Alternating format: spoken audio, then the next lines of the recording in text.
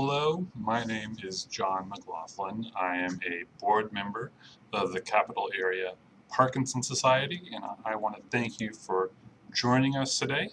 I'm going to introduce our speaker in just a moment, but first I wanted to share two pieces of information with you.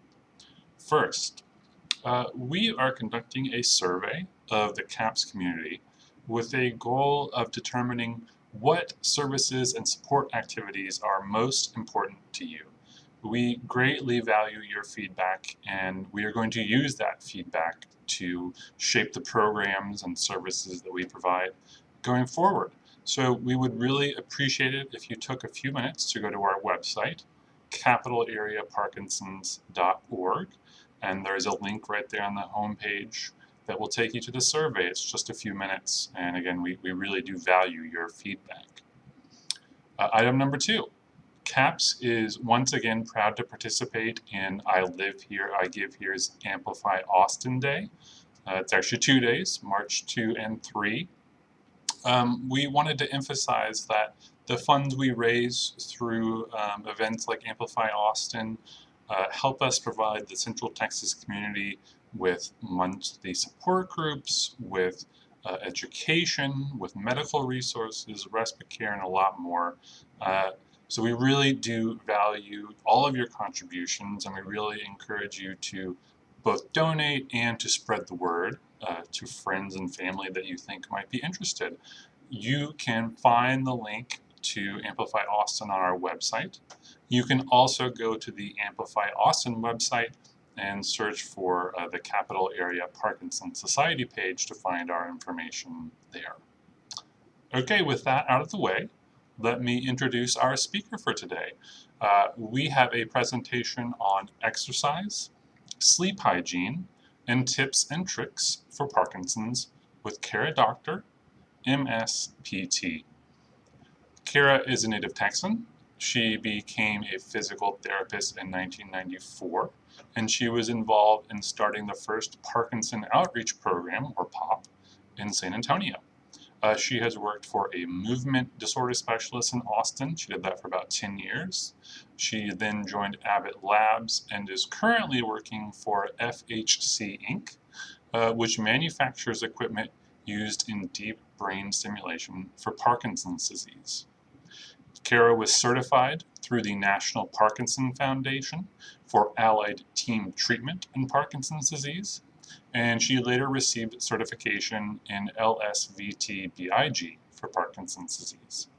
I'm proud to say that Kara is currently serving with me on the board of directors for CAPS, and we're really delighted to have her join us here today. So please join me in welcoming Kara Doctor.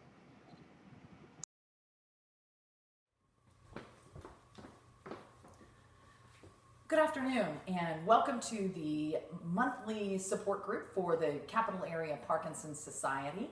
My name is Kara Doctor. I'm actually on the board of directors for the Capital Area Parkinson Society. I'm also a physical therapist by trade. I have been a physical therapist for 28 years, and I have been working with people with Parkinson's disease since 1997. So I'm very excited to be here today, and I'm excited to be giving this presentation. Today we're going to be talking about exercise. Of course, given my background, it's important to me to make sure that everyone understands the importance of exercise, not only for every single person, but particularly for people with Parkinson's disease. We'll also talk a little bit about sleep disruption in Parkinson's disease and some simple tips and tricks that I have learned throughout my career. So I so hope that you enjoy this presentation, and let's go ahead and get started. First off, we're going to talk a little bit about sleep deprivation or sleep disruption in Parkinson's disease. There are many contributing factors that could be disrupting someone's sleep, and we want to touch a little bit on those. I know we had a speaker at the end of last year that talked about sleep disorder and disruption in Parkinson's disease, and I just want to touch a little bit on some of the contributing factors and some things that you may be unaware that you are doing that might be contributing to poor sleep or poor sleep hygiene, as we like to call it. So one of the things that people have described to me, one of my patients, described to me that the sleep, being sleepy, it's not just being sleepy, it's a description that's something more like extreme fatigue, making it very, very difficult to complete the activities of daily living without feeling completely exhausted. And so we want to look at some of the contributing factors to that. And one may be sleep hygiene. So things that may help you prepare for sleep. We'll talk a little bit more in detail about those. Anemia is another one. Low vitamin D and vitamin B12 levels could also contribute to lack of sleep or poor sleep, poor quality of sleep. Let's see, thyroid issues could contribute. Anxiety and depression, which often goes along with Parkinson's disease. Stress, apathy, all of those things can contribute to poor sleep hygiene or poor sleep quality. Some things like dietary choices may contribute, and lack of exercise. So again, exercise kind of comes in there into play with many aspects of Parkinson's, including sleep disruption. So sleep architecture or sleep hygiene, that's kind of what we describe the practice of getting your body and your brain ready to go to sleep, to actually get some good quality sleep. And a lot of times we just get out of the habit of preparing for sleep. And one of those things is not having a bedtime, not having a time that we actually go to sleep and a time that we actually wake up. Very commonly, people may be retired, maybe traveling, and you get off schedule. And that kind of reminds me of when my kids were little, and we would go someplace and they would get off their sleep schedule. And it's absolutely a nightmare to try to get back onto that sleep schedule once you're off. So we'll go through some of those things that can help with preparing your body and your brain for proper sleep. First off, discussing your medication regimen with your physician can be very, very helpful. Some of the medications that you may take commonly for Parkinson's disease, like amantadine or selegiline, may actually keep you up a little bit at night, and if it's taken too close to your bedtime. So discuss with your physician when exactly you take your medications at night. Also, your physician may prescribe for you a sleep study. And I know that's not a very fun thing to do, but it actually can determine some things that might be keeping you on the lighter levels of sleep, instead of letting you get into those deeper levels of sleep where you are recovering. Your body is recovering, your brain is recovering from all your activities during the day. So a sleep study can actually determine if it is indeed sleep apnea that's keeping you on lighter levels of sleep, or if it's restless limb syndrome, periodic limb movements, something like that, or REM, sleep behavioral disorder, where you're truly acting out your dreams. So if you wake up in the morning and you remember all these dreams, or you're getting up out of bed, or hitting things or knocking things over, if you're very active during your sleep, there may be certain medications that your doctor can prescribe for you to help smooth that out a little bit. Because if you're very, very active in your sleep, I can imagine that you're sleepy in the morning when you wake up. That's one of the questions that I used to ask all my patients was, how many hours a night do you sleep? And they may be sleeping 8, 9, 10 hours a night, but if you wake up and you're exhausted and you feel like you could sleep another 8, 9, 10 hours, that is an indicator that you're truly not getting good quality sleep. So just the act of sleeping in bed does not mean necessarily that you're getting good quality of sleep. So sometimes speaking with your physician about that can be of great assistance to figure out what is actually keeping you on the lighter levels of sleep. Some simple tips and tricks about sleep hygiene. One is keep a sleep diary. Keep a sleep diary of what time you go to bed at night, what time you get up in the morning, when was your last dose of medication, what you were doing right before you went to bed, what you ate right before you went to bed, even 2 to 4 hours before you went to bed.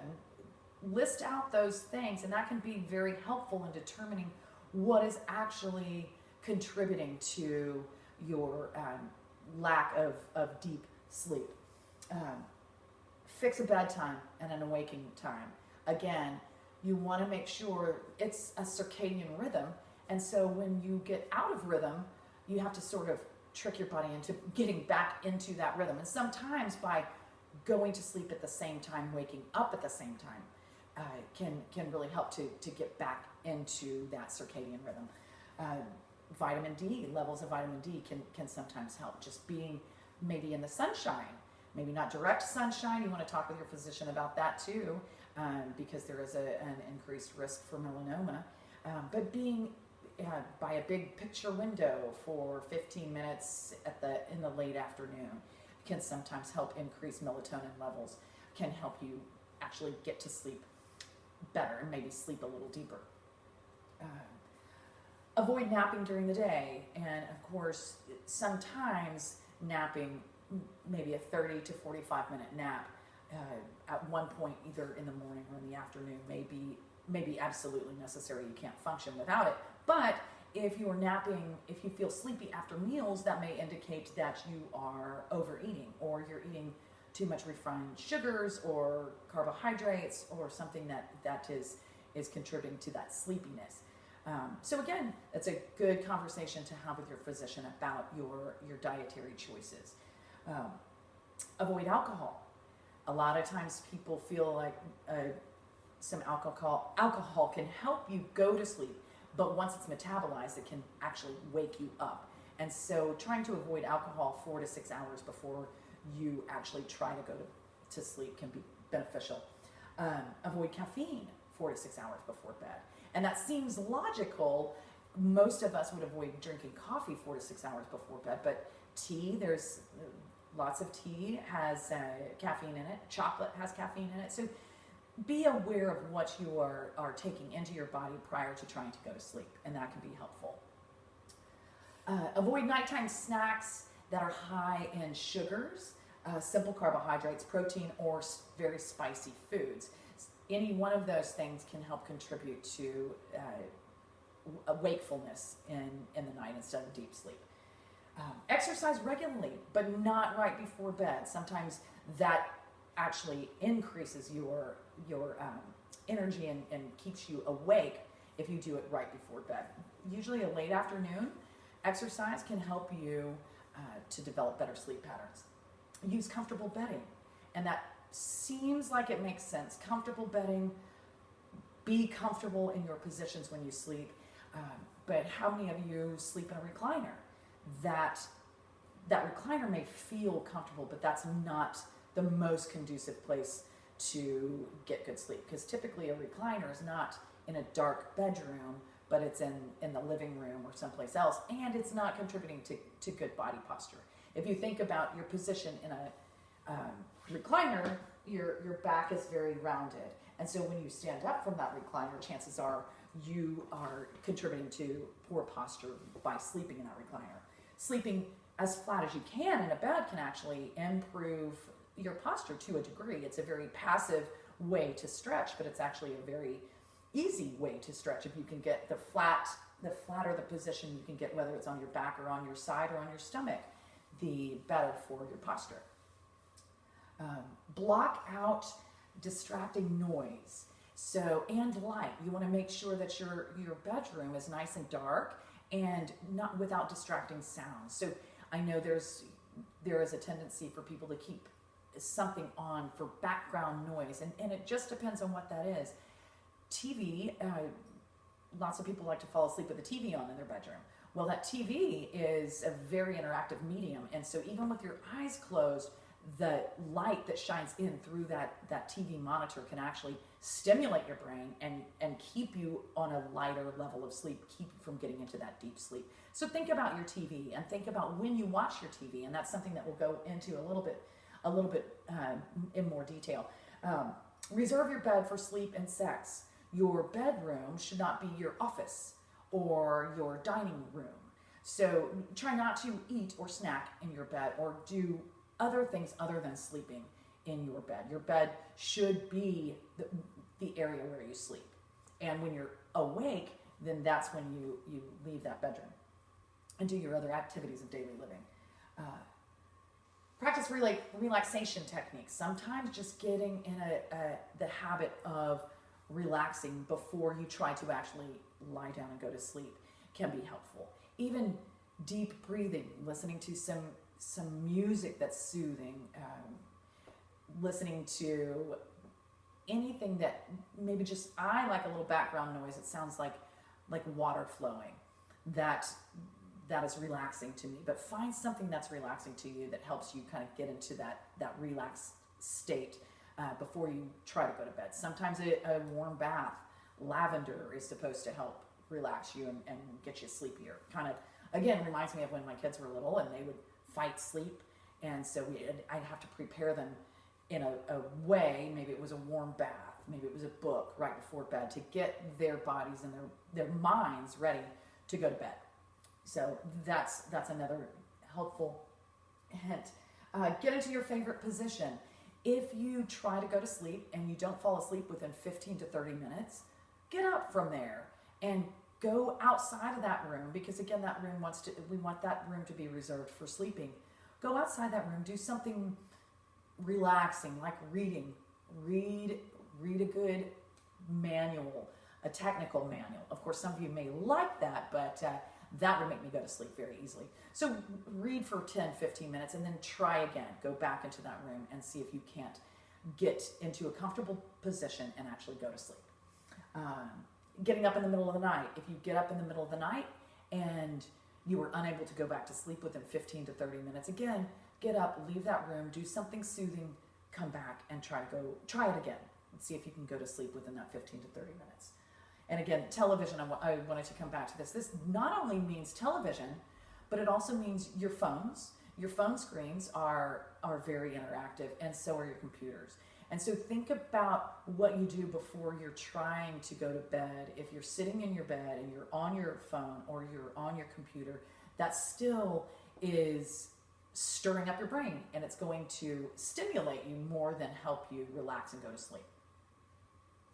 So now we're going to move on to exercise, and I want to talk a little bit about the importance of exercise. But if you're not currently exercising and you want to start an exercise program, always talk to your physician before starting any kind of exercise program and make sure that you are actually going to be able to tolerate the exercise program. Most people think about exercise as vigorous exercise, cardiovascular exercise, which makes me think of running or cycling or swimming, something where you have to be very, very vigorous. And that vigorous exercise may be very, very different for each person depending on their level of activity right now. And so a very sedentary person getting up and walking maybe into the other room may be vigorous, or walking upstairs may be vigorous exercise. So it depends on what your beginning state is, and that would be a good time to be evaluated by a physical therapist to ensure that you have the ability to start an exercise program and to increase that exercise program. Because the recommendations from the American Academy of Sports Medicine or Sports Sciences suggest that you should exercise for at least 20 minutes, vigorous exercise 3 to 5 times a week. What is that vigorous exercise? And do you start with 20 minutes? So that's an important place to start. What do we do? How do we start? And again, speaking with your physician is a good way to make sure that you can start an exercise program. Having a physical therapist evaluate you and start you on a home exercise program. If you have membership to a gym, starting with an exercise that you enjoy. And we'll go into some more detail on what I suggest for starting off in an exercise program. There are so many things that we can benefit from exercise, and not only the physical benefits, but also improved posture, improved sense of well-being. Your body releases endorphins when you exercise, and so it can make you feel better, and then you may feel like doing more exercising. If you think about getting your heart rate up, vigorous exercise, you should be getting your heart rate up. I recommend a heart rate monitor. This can allow you to see what your heart rate is when you're exercising, and there are are guidelines as far as where your heart rate should be when you're exercising based on your exercise level, or if you're a beginner, if you're an intermediate, or if you're an advanced exercise with an advanced exercise level, so to speak.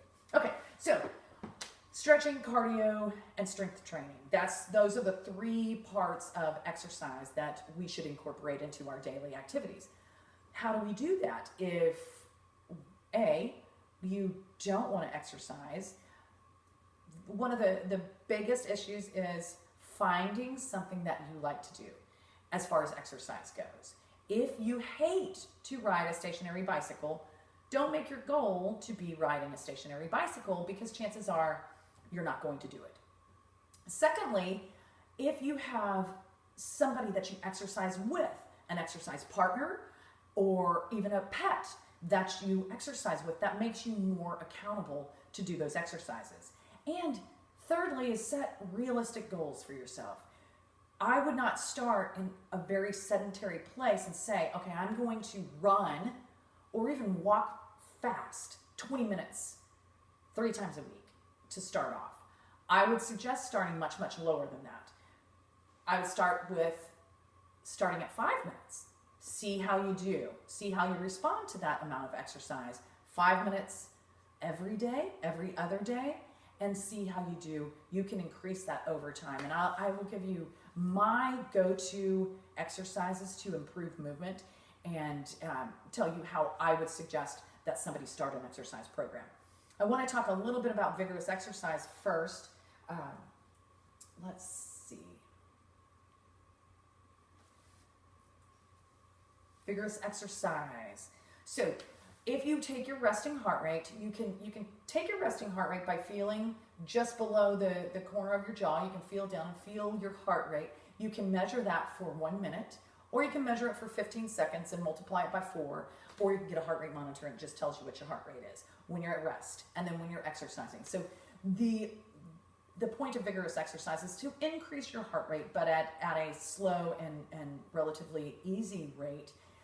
You should be exercising on a scale of 0 to 10.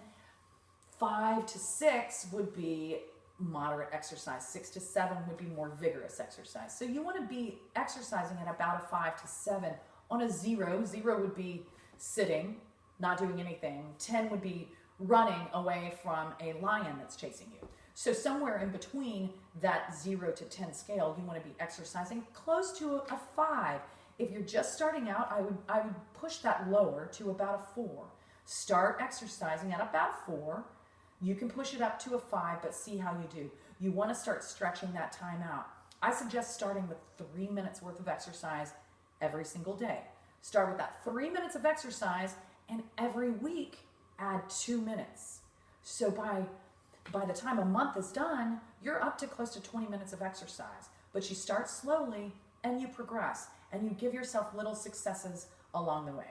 So that would be where I would start. I'm going to move to the chair back behind me so that we can actually demonstrate some of the exercises that I recommend. I also want to talk a little bit about stretching and strength training as well. So we're going to move backwards. Okay. So my 4 favorite exercises are done with only a chair. This is a simple folding chair. You may want to have a chair that has arms on it, makes it easier to push to stand. But I would start with these 4 different exercises and then go into stretching. I prefer to stretch when my muscles are already warmed up. If I stretch beforehand, it feels like I'm not getting very much from my stretching. But you can talk with your physical therapist, talk with a personal trainer, talk with your physician, find out what works best for you, and try some different things. So my 4 go-to exercises are simply with a chair. And I'll go through those exercises right now. The first one, you want to make sure that you are sitting with good posture. And one of the best ways to do that is to sit up as straight as you can and hold it there, and then slouch and hold it there. And then repeat that 3 times. So sit up as straight as you can and slouch.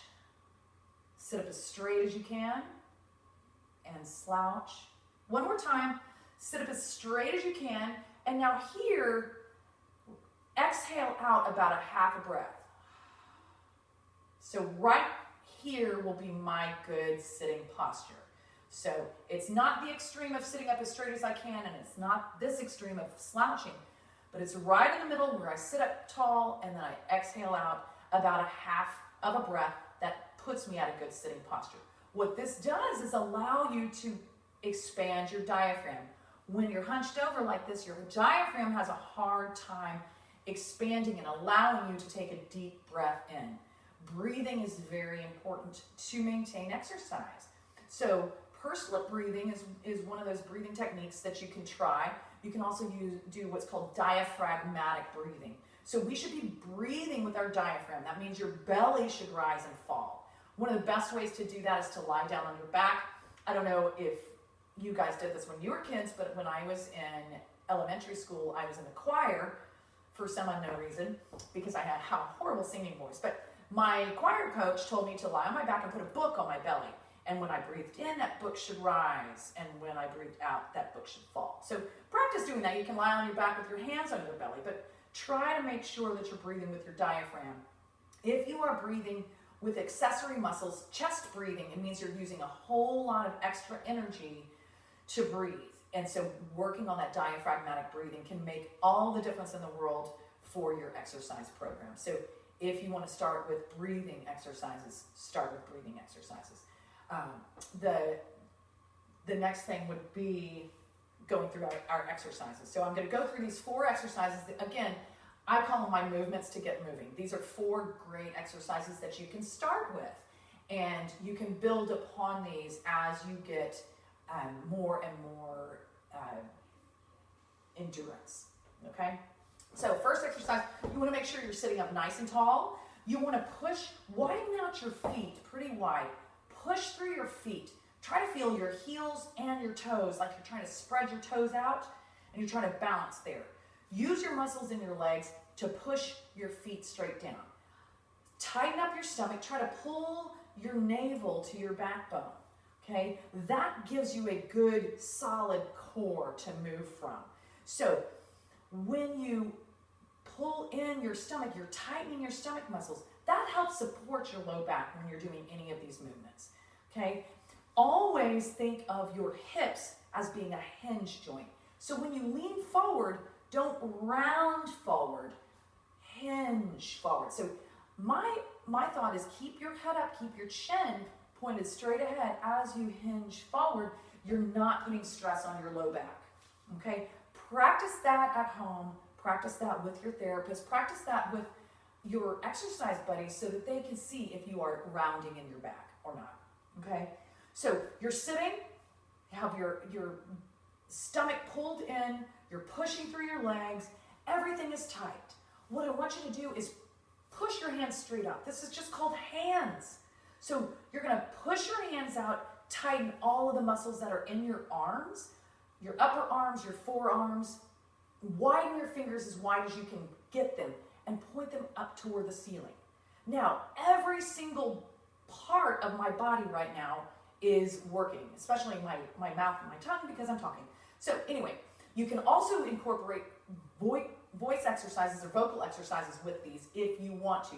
You should always check with a speech language pathologist before you start any kind of loud exercises. So you could take a deep breath in, push your hands out and say, ah, for as long as you can. You want to hold this for at least 10 to 15 seconds. Once you finish with that, then you're going to slap your hands on your knees, okay? So we're going to do that again. Deep breath in, push your hands out, hold them out here as tight as you can, widen out those fingers. You can add a vocal exercise if you want. You can say hee, ha, whatever you want to do. Make faces. That helps to loosen up those muscles in your face, which help to improve your affect, your facial expression, okay? Hold here for 10 to 15 seconds, slap your hands down again. That's exercise 1. It's just called hands. So again, deep breath in, hold tight, push down through your legs, push those hands out straight, hold them here. You can say, ah,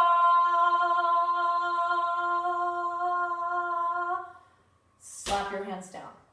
Okay? That's 3 of the first exercise. So we're already 75% the way through that first exercise. Okay? One more. Deep breath in. Push your hands out. Ah, ee. Slap your hands down. Okay? So that's exercise number 1. Not very difficult. You can make it harder by standing up. If you prefer to stand, you can stand. If you want to stand behind your chair, use this for support if you need support. You can do lots of exercises standing, but with the support of a chair. You can also do balance exercises or exercises that challenge your balance with your back in a corner so that you cannot fall. Chair in front of you, you're fairly protected. Okay? So that's exercise number 1. Exercise number 2 is floor to ceiling sweep. So these exercises are a version, they are out there through all kinds of different websites and different exercises. These just happen to be a modification of my 4 favorite exercises. So this second one is floor to ceiling sweep. So you're going to start with your hands straight up, just like you were. Your abdomen is tucked in. You're pushing through your legs and your feet.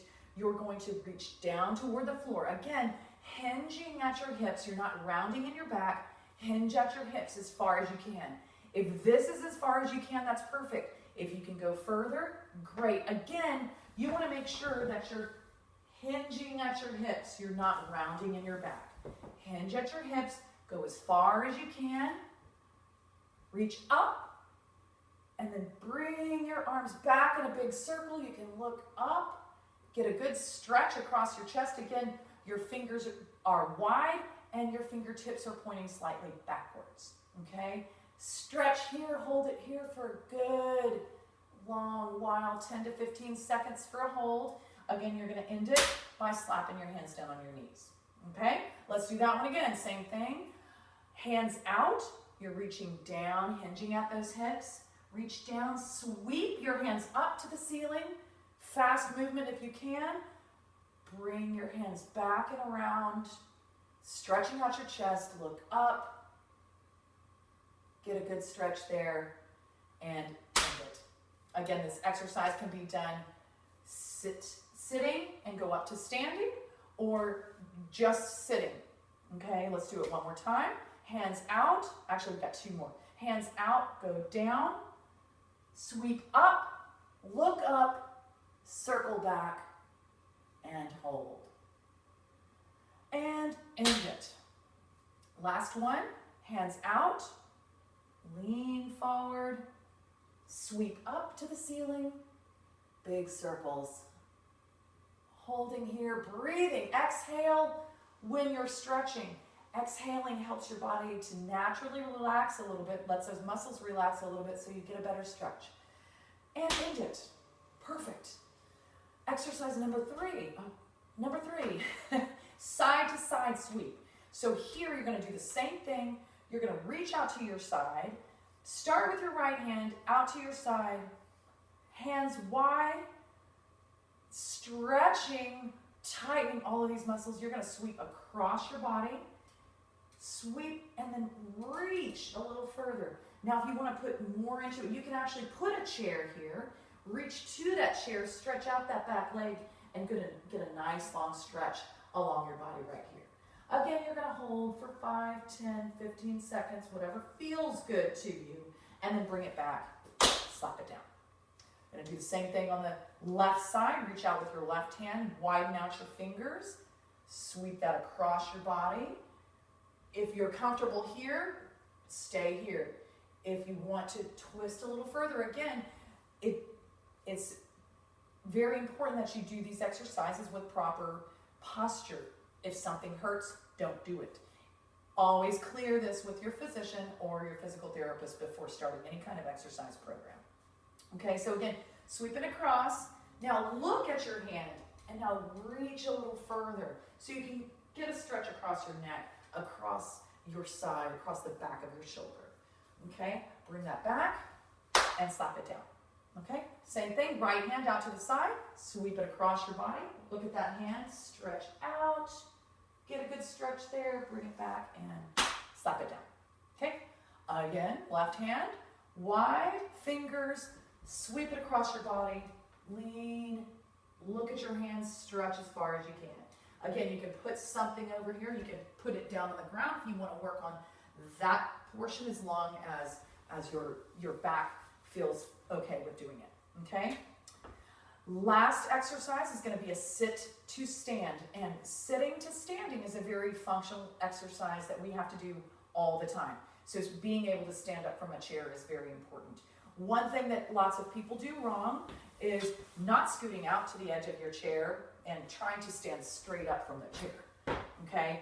Your center of balance is too far back.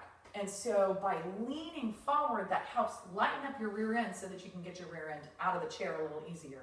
You can put another chair in front of you if you're uncomfortable with reaching toward the floor. My suggestion is scoot out to the edge of your seat, widen out your legs, and just practice leaning and reaching here toward the floor. Okay, when you feel comfortable, reach toward the floor at the same time, get a little momentum, and get your rear end out of the chair. Once you feel comfortable, you can also have a chair in front of you, and you can hold onto the back of the chair to stand up. You can use, I would not suggest using a rolling stool. This is just for demonstration purposes. Don't use something that rolls, because if you're leaning on it, it can roll out from underneath you, so please don't do that. But if this was a stable chair, reach toward the seat of the chair and then practice just coming up and go back down. Great strengthening exercise for your legs, but it's also very functional. So we want to be able to get out of the chair. Okay, let's try this. Start with big hands, sticking straight out, go down. Try to get your rear end out of the seat. Down, rear end up, come up. Again, hang on to the back of a chair, hang on to a wall, be careful. Reach up. Now look up, and that can challenge your balance as well. So don't do this unless you feel stable. Look up, and then come back down. Come back down very, very slowly.